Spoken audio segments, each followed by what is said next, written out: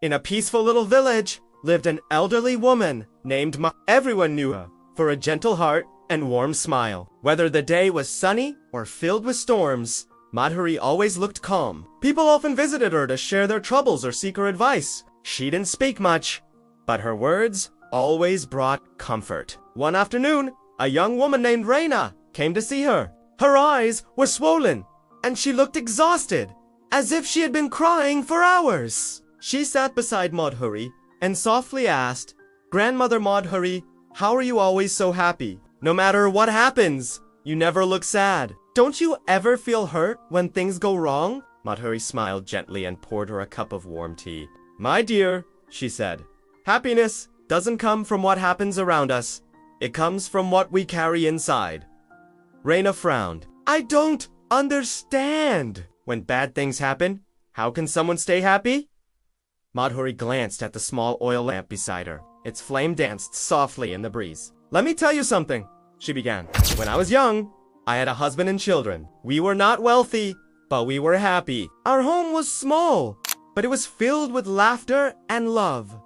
She paused, her eyes gentle with old memories.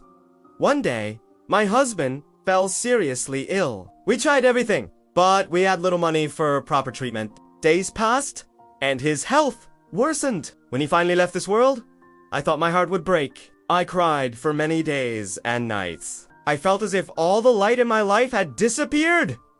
Raina listened quietly, her eyes filled with sadness. "After some time," Madhuri continued, "I realized something crying would not bring him back. But my children still needed me.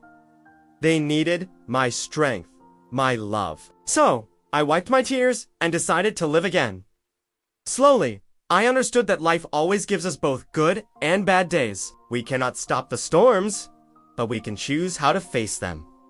She touched the little lamp beside her. "Every morning, I light this flame and tell myself, this is a new day. I will find one reason to smile. Sometimes the reason is the sunlight through my window, a bird singing, or a kind word from a neighbor. But there is always something good if we choose to look for it." Raina remained silent, thinking deeply. Then she asked softly, "But what if something truly painful happens again? How can a person stay happy then?" Madhuri nodded gently. "It is not easy, my child. When pain comes, we feel it tanned. That's okay.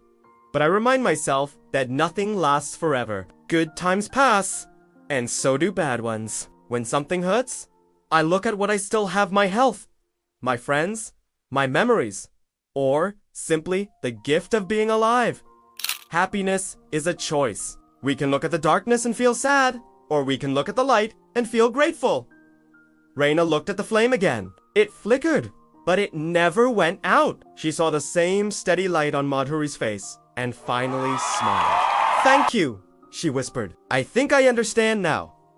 That night, when Raina returned home, she found a small oil lamp in her room. She lit it gently and whispered the same words Madhuri had taught her.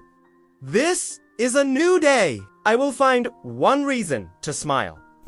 At first, the reasons were the cool morning breeze, the laughter of children, the smell of fresh bread. But slowly, her heart began to change. Even when life felt heavy, she remembered Madhuri's words. As days passed, she noticed something beautiful. The light inside her never went out. Others in the village soon noticed the change in Raina.